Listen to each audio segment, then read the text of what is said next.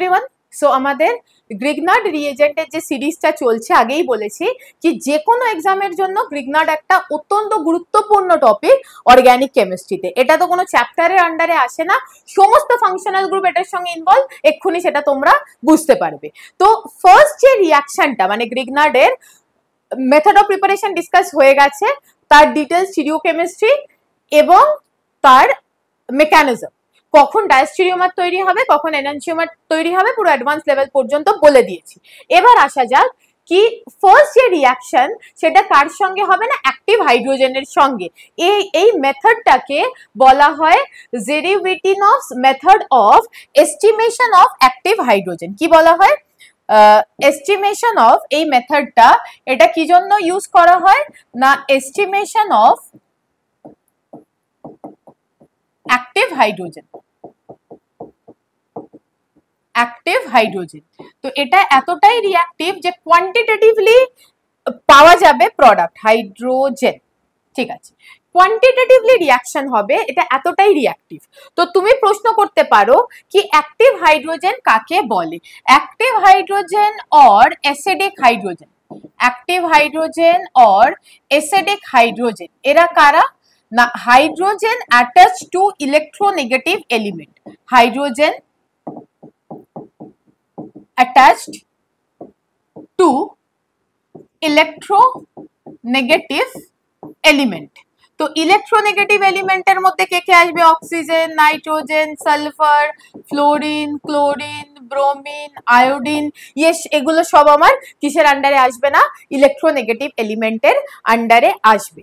কিন্তু তোমাকে আমি একটা ফাইনাল চেকলিস্ট দেব, 8টা কম্পাউন্ড বলে দেবো, তার মধ্যে থেকেই কিন্তু আসবে, ঠিক আছে? তো এটা আমি জাস্ট এইভাবে NaCO, NSQ, HX, ঠিক আছে? তো কি কি কিসের জন্য কি সেটা আমি ডিটেল লিখবো।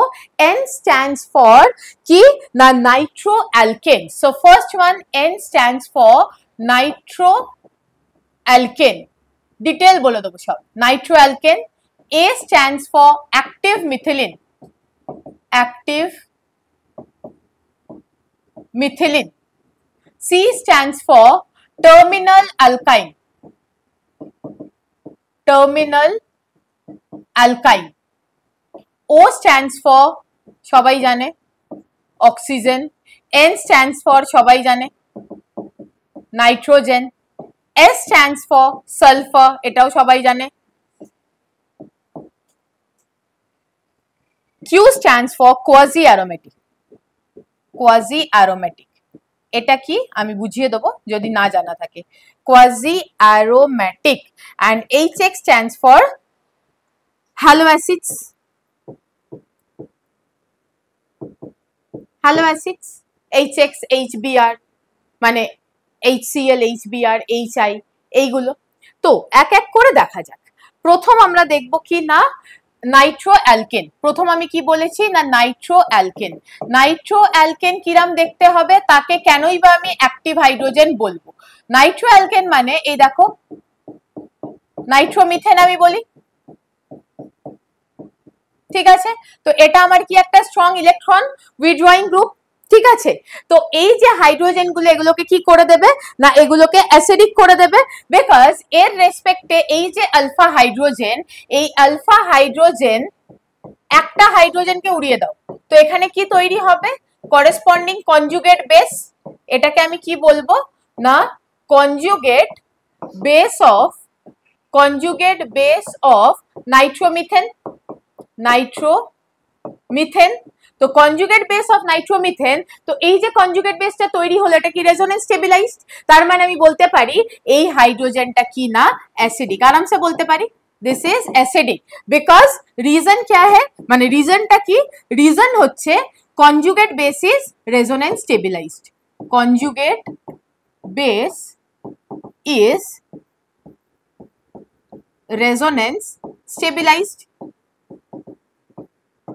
তার মানে এটা আমার কি হয়ে গেল, নাইট্রো অ্যালকেন যেটা হবে তার যে আলফা হাইড্রোজেন হবে, alpha hydrogen with respect to NO2 is acidic, alpha hydrogen with respect to NO2 group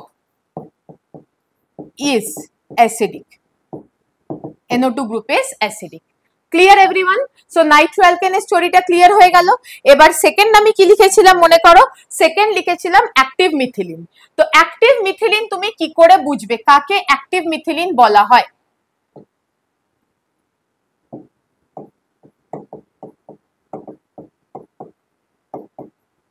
active methylene মানে এরকম একটা কোনো মিথিলিন যার দুদিকে কি আছে না কার্বনিল আছে।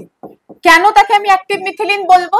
ধরো এই যে গ্রুপ, এই গ্রুপটাকে কিন্তু বলা হয় অ্যাক্টিভ মিথিলিন, ঠিক আছে? তো কেন অ্যাক্টিভ মিথিলিন বলা হয়? প্রথমেই কি করো না, এটার কনজুগেট বেসটা বানিয়ে ফেলো। তো কনজুগেট বেসটা যখনই বানাবে তখনই দেখো কি এ কিন্তু দুদিকে রেজোনেন্স খেলবে, এদিকেও খেলবে এদিকেও খেলবে। তো রেজোনেন্স স্টেবিলাইজ মানেই কিন্তু কনজুগেট বেস যেটা সেটা স্টেবল হয়ে গেল।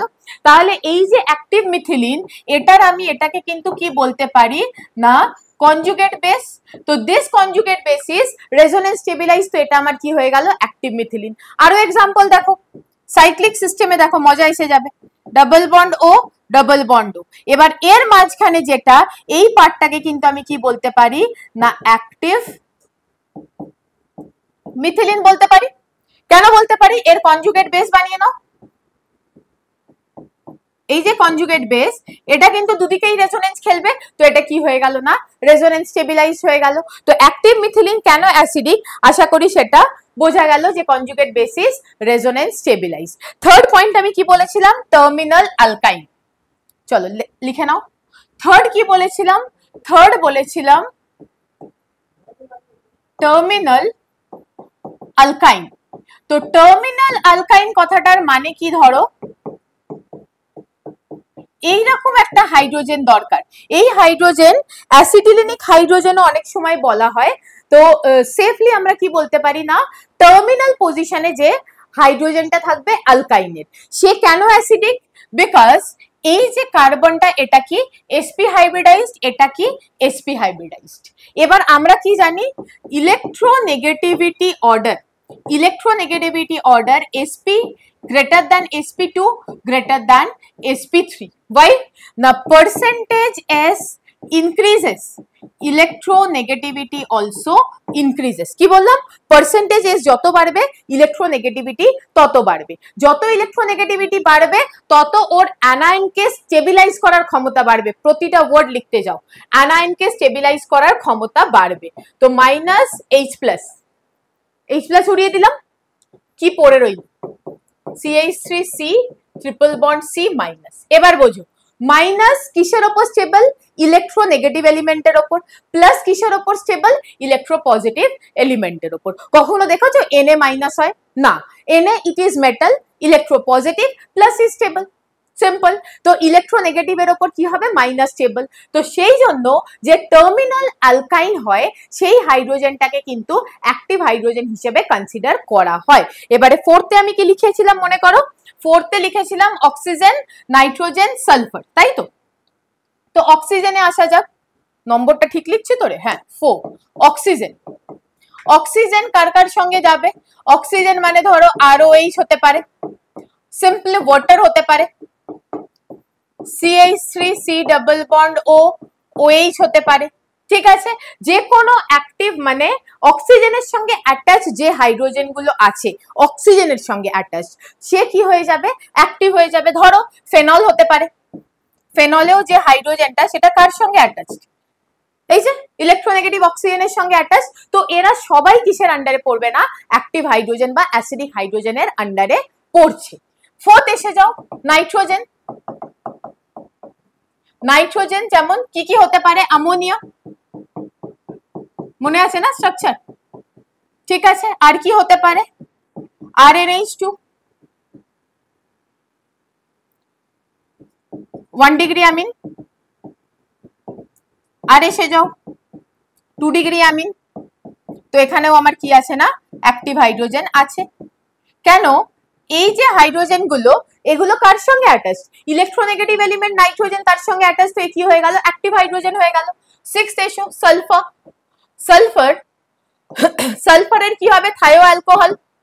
এরই করেসপন্ডিং পার্টটা ROH is alcohol, when O is replaced by sulfur তখন ওটা কি হয়ে যাবে thio, thio ether, thio alcohol. So যে কোনো ও যখন এস দিয়ে রিপ্লেস হবে তো তার আগে কি চলে আসবে, থায়ো চলে আসবে, ঠিক আছে। দেন এখানে আমি এটাও ধরতে পারি this is also active hydrogen because electronegative সালফারের সঙ্গে অ্যাটাচড, তো এটাও আমরা নিতে পারি, ঠিক আছে। নেক্সট চলে এসো, আর কি থাকবে, কোয়াজি অ্যারোমেটিক। কোয়াজি অ্যারোমেটিক কথাটার মানে কি, যা নম্বরটা আবার ভুলে গেলাম, কত নম্বর ছিল রে, 6, 7 ইজ কোয়াজি অ্যারোমেটিক। এর মানে হচ্ছে ধরো আমার কাছে এরকম একটা কম্পাউন্ড আছে, ঠিক আছে, এরকম একটা কম্পাউন্ড আছে, তো এই কম্পাউন্ডটাকে আমি কি বলবো, অ্যাকর্ডিং টু অ্যারোমেটিসিটি রুল এটা হচ্ছে নন অ্যারোমেটিক। আমি ধরে নিচ্ছি কি তোমরা অ্যারোমেটিক, অ্যান্টি অ্যারোমেটিক, নন অ্যারোমেটিক জানো, তা না হলে লেকচার আমি এন্ডই করতে পারবো না যদি সবকটার ডেফিনেশন বলি, ঠিক আছে। তো এক্ষেত্রে নন অ্যারোমেটিক কেন হয়ে গেল, নন অ্যারোমেটিক এই জন্য হয়ে গেল, এই যে মাঝখানের কার্বনটা এটা হয়ে গেল sp3 হাইব্রিডাইজড, ঠিক আছে। তো যদি একটাও কার্বন আউট অফ প্লেন চলে যায়, sp3 হাইব্রিডাইজড কথাটার মানে হচ্ছে এই কার্বনটা কিন্তু টেট্রাহেড্রাল, এই কার্বনটা কিন্তু টেট্রাহেড্রাল। তো এই টেট্রাহেড্রাল কার্বন, তো এক্ষেত্রে কি হবে না, এটা হয়ে যাবে নন অ্যারোমেটিক। এইবার তুমি একটা জিনিস খুব ভালো করে লক্ষ্য করো, দারুণ একটা কনসেপ্ট, আমি এখান থেকে একটা H+ কে উড়িয়ে দিলাম, ঠিক আছে। H+ উড়ে যাওয়ার পরে কি তৈরি হলো খুব ভালো করে বোঝো, এখানে একটা হাইড্রোজেন রইলো এবং H+ চলে যাওয়ার দরুন এখানে কি তৈরি হলো, একটা মাইনাস, মাইনাস তৈরি হলো। এইবারে এই মাইনাসটা কি হচ্ছে না, একদম খতরনাক কনজুগেশনের মধ্যে আছে, তাহলে এর হাইব্রিডাইজেশন কি হয়ে যাবে, sp2, carbanion is sp3, but when carbanion is in conjugation then it is sp2, লিখতে যাও, ভেরি ভেরি ইম্পর্টেন্ট। যদি আমি বলি এরকম একটা কার্বানায়ন তখন সেটা হচ্ছে sp3, যদি আমি বলি এরাম একটা কার্বানায়ন, কিরাম carbanion, CH double bond CH2, this is in resonance, then it is sp2, একদম খতরনাক কনসেপ্ট, লিখতে যাও, ঠিক আছে। Same for the lone pair, ammonia lone pair যদি নাইট্রোজেনের মাথায় শুধু বসে থাকে সেটা sp3, সেই লোন পেয়ারটাই যদি কনজুগেশনে থাকে তখন সেটা হয়ে যাবে sp2, নাইট্রোজেনের যে হাইব্রিডাইজেশন সেটা কি হয়ে যাবে sp2, বোঝাতে পারলাম। তো এক্ষেত্রে এটা কি হলো sp2, and how many pi electrons, 1 2 3 মানে 6 pi electron। তো দেখো প্রতিটা অ্যারোমেটিসিটির condition satisfied, cyclic yes, planar yes, 4n+2 number of pi electron yes, Huckel's rule satisfied yes, তার মানে এটা কি হয়ে গেল, অ্যারোমেটিক। তো স্টেবিলিটি অর্ডার আমরা সবাই জানি, what is the stability order, the stability order is, এখানে লিখে দিচ্ছি, stability order, stability order is সব থেকে বেশি কার হয়, aromatic is greater than non aromatic is greater than anti aromatic, ঠিক আছে। তার মানে সব থেকে বেশি স্টেবিলিটি কার, অ্যারোমেটিকের, আর সব থেকে কম স্টেবিলিটি কার, অ্যান্টি অ্যারোমেটিকের। Is it clear? তার মানে এ নন অ্যারোমেটিক থেকে অ্যারোমেটিকে আসছে, দিস ইজ অ্যারোমেটিক, তো এ নন অ্যারোমেটিক থেকে অ্যারোমেটিকে আসছে, তো ডেফিনেটলি আসতে চাইবে বিকজ এর কি হচ্ছে না, স্টেবিলিটি বাড়ছে। তো quasi aromatic, why quasi aromatic compounds provide active hydrogen, বোঝা গেল। কোয়াজি অ্যারোমেটিক যেটা কি না, ওটা আপাতত নন অ্যারোমেটিক, কিন্তু ও যেই একটা প্রোটন রিলিজ করে দেবে সঙ্গে সঙ্গে ও কিসে কনভার্ট হয়ে যাবে না, অ্যারোমেটিকে কনভার্ট হয়ে যাবে। এরম টাইপের কম্পাউন্ডকে বলা হয় কোয়াজি অ্যারোমেটিক, বুঝতে পারলাম? ঠিক আছে, তো এরকম আরেকটা কোয়াজির এক্সাম্পল দিয়ে দিই, যেমন ধরো এই ক্ষেত্রে 5টা আছে না, 7টা, খুব বাজে আঁকছি, খুবই বাজে আঁকছি, দাঁড়া একটা পেজ অ্যাড করে নিই। সো লাস্ট যেটা আমরা বলেছিলাম সেটা হচ্ছে HX, ঠিক আছে, নম্বরটা আমার মনে পড়ছে না, নম্বরটা দেখে নিও। HX মানে এখানে তোমার কি কি আসতে পারে, hello acids, HCl, HBr HI এরা সবাই তো ডেফিনেটলি অ্যাক্টিভ হাইড্রোজেন প্রোভাইড করবেই, কেন এরা অ্যাসিড সবাই। তো আমার প্রশ্নই হচ্ছিল কি না অ্যাক্টিভ হাইড্রোজেন এবং অ্যাসিডিক হাইড্রোজেন নিয়ে। ঠিক আছে, তো পুরো সিরিজটাতে আমি কিন্তু মোটামুটি কভার করে দিলাম যে কোন কোন হাইড্রোজেন দেখলে তোমার মাথায় স্ট্রাইক করবে যে এগুলো হচ্ছে অ্যাক্টিভ হাইড্রোজেন, যারা কিনা গ্রিগনার্ডের সঙ্গে রিয়াকশন করে কি করবে না করেসপন্ডিং হাইড্রোকার্বন তৈরি করবে। তো এই কথাটা আরেকবার বলে দিই, ধরো আমার কাছে এরম কোনো একটা গ্রিগনার্ড রিয়েজেন্ট আছে, CH3 এখানে, এখানে কি আছে না MgBr। তো ওই যে বললাম মেথড অফ প্রিপারেশনে গ্রিগনার্ড রিয়েজেন্টে এর যে পোলারিটি এই বন্ডটার জন্য কি হবে, মেটাল অলওয়েজ পজিটিভ, এই কার্বনটা কি হয়ে যাবে নেগেটিভ। আমি এদিকে আসছি না, আর এদিকে এলে ডেফিনেটলি এর একটা নেগেটিভ আর এখানে একটা positive, because magnesium is bi positive. তো চলো করেই দিচ্ছি, কিন্তু এক্ষেত্রে বেটার নিউক্লিওফাইল কি হবে না কার্বন। ঠিক আছে, এখানেও একটা খুব বেসিক ফান্ডামেন্টাল ইনফরমেশন তোমাদের দেওয়া আছে কি বেসিক যে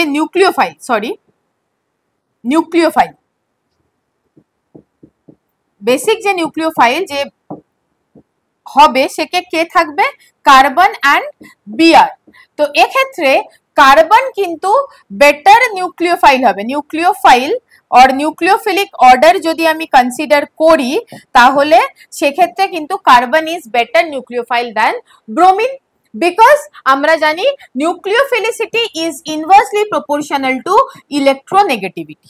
যে যত বেশি ইলেকট্রোনেগেটিভ হবে সে তত লেস নিউক্লিওফাইল হবে, মানে তত উইক নিউক্লিওফাইল হবে। কেন না নেগেটিভ চার্জটা দিতে চাইবে না, যে যত বেশি ইলেকট্রোনেগেটিভ সে নেগেটিভ চার্জটাকে তার নিজের কাছে হোল্ড করে রাখতে চাইবে, দিতে চাইবে না, simple.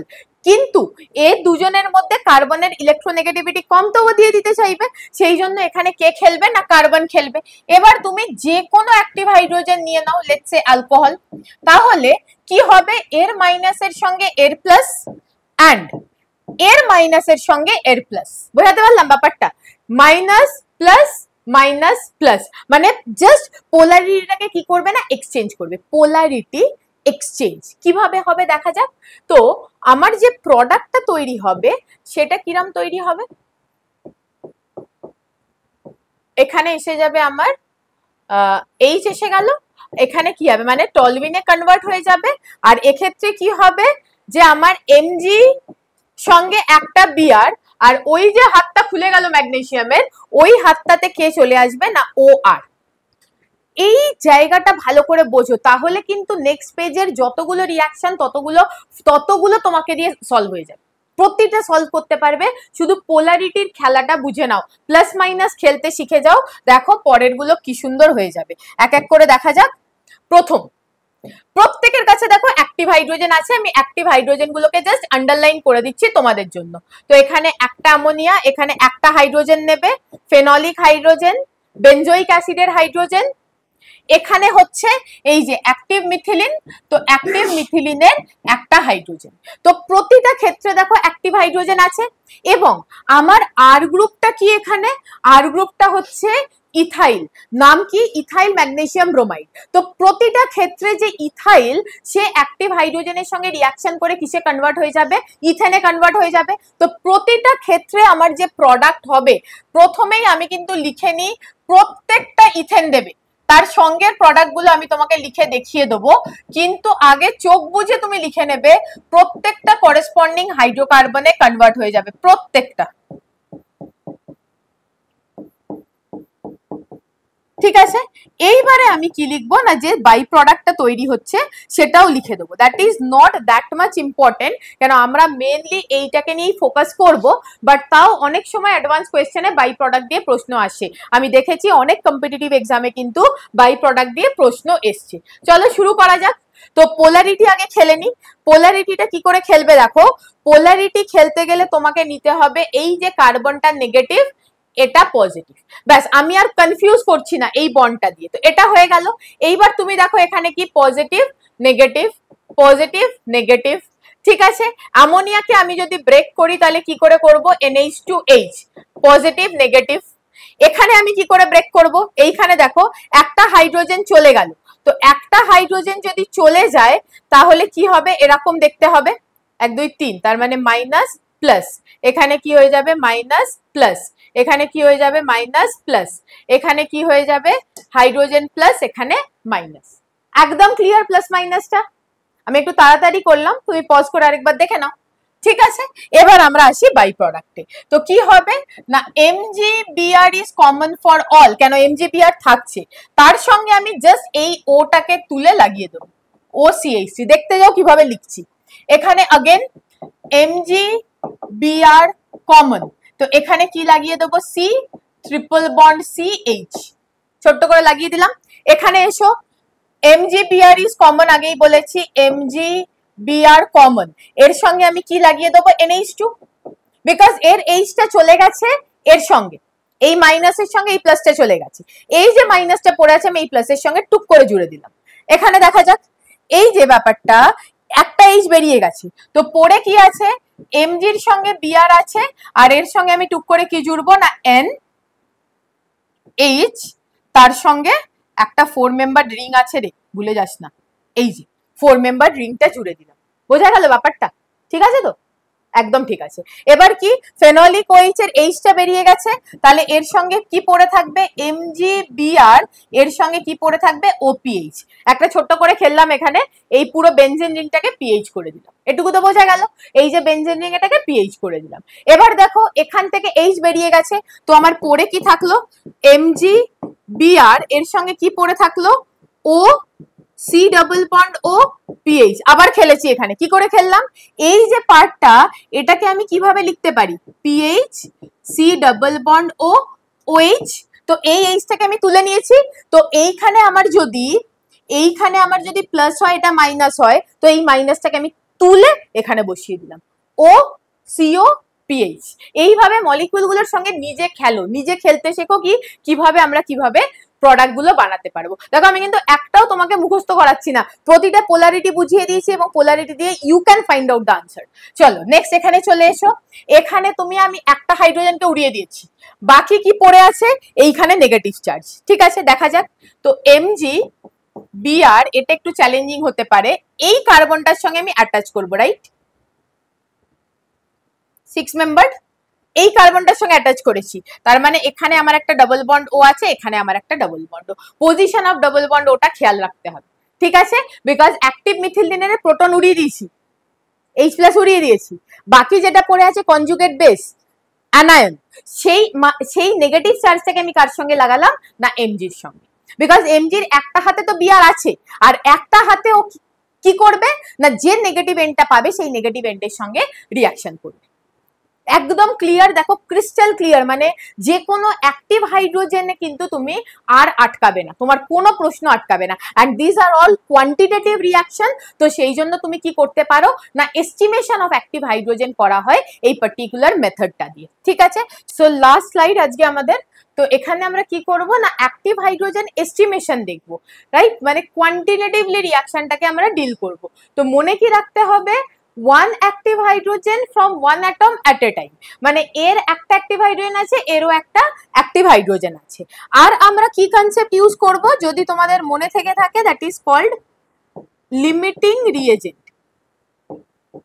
Limiting reagent, limiting reagent মানে কি, যে রিঅ্যাকশনে প্রথমে কনজিউম হয়ে যাবে and product formation depends on amount of limiting reagent। তো কি লিখবো না amount of product or product formation depends on amount of limiting reagent, depends on amount of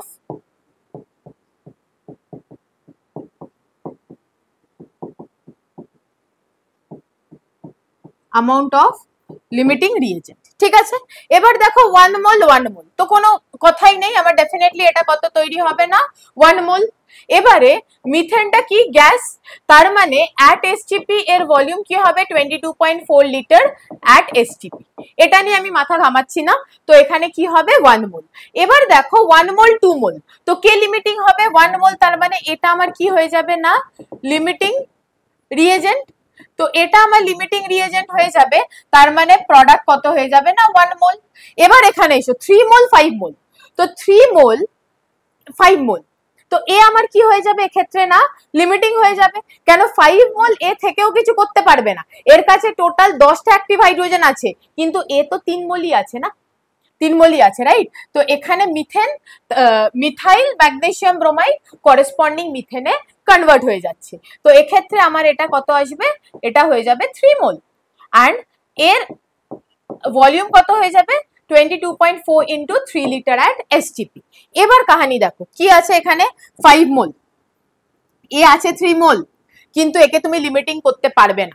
কেন লিমিটিং করতে পারবে না, এর কাছে 3 মোল মানে কতগুলো অ্যাক্টিভ হাইড্রোজেন, 6 অ্যাক্টিভ হাইড্রোজেন, বুঝে দেখো দুটোই অ্যাসিটিলিনিক হাইড্রোজেন, সো দুটোই অ্যাক্টিভ হাইড্রোজেন, রাইট? তার মানে কি হবে 3 মোল মানে কতগুলো অ্যাক্টিভ হাইড্রোজেন, 6টা অ্যাক্টিভ হাইড্রোজেন, আর এখানে কত আছে 5 মোল। তার মানে আমার কিন্তু এ লিমিটিং নয়, এক্ষেত্রেও কিন্তু এ লিমিটিং হবে, বিকজ 5 আর আমার কাছে অ্যাভেলেবল অ্যাক্টিভ হাইড্রোজেন কত 6, বোঝাতে পারলাম? একটাতে দুটো, 3 মোলে 6 মোল, এটা আছে 5 মোল। তার মানে আমার এখানে আনসার কিন্তু কত আসবে না 5 mole, and this is 22.4 into 5 litre at STP. বোঝাতে পারলাম? বিকজ দেয়ার আর, আমি লিখে দিচ্ছি, how many active hydrogen, 6 active hydrogens are present, 3 mole into 2। ঠিক আছে, তো এক্ষেত্রে আমি যে ভলিউমটা দিয়েছি পুরোটা এসটিপি তে দিয়েছি। যদি অ্যাডভান্স কোয়েশ্চেন হয় তাহলে যদি কোনো আলাদা টেম্পারেচারে জিজ্ঞেস করে তাহলে তুমি কি করবে না কম্বাইন গ্যাস ল এইটা ইউজ করে নেবে, করে এসটিপি থেকে তুমি যে কোনো টেম্পারেচার এবং প্রেসার কন্ডিশনে কিন্তু ভলিউমটাকে কনভার্ট করতে পারবে। বোঝা গেল? এবার এটা আমি অ্যাসিটিলিনিক হাইড্রোজেন দিয়ে দিয়েছি, এটা তোমার ওই 8টা লিস্টের যে কোনো অ্যাক্টিভ হাইড্রোজেনের সঙ্গে কিন্তু হতে পারে। ঠিক আছে, so this is all about the reaction of Grignard reagent with active hydrogen. Keep watching, next লেকচারে কিন্তু আরো ইম্পর্টেন্ট রিয়াকশন আসতে চলেছে।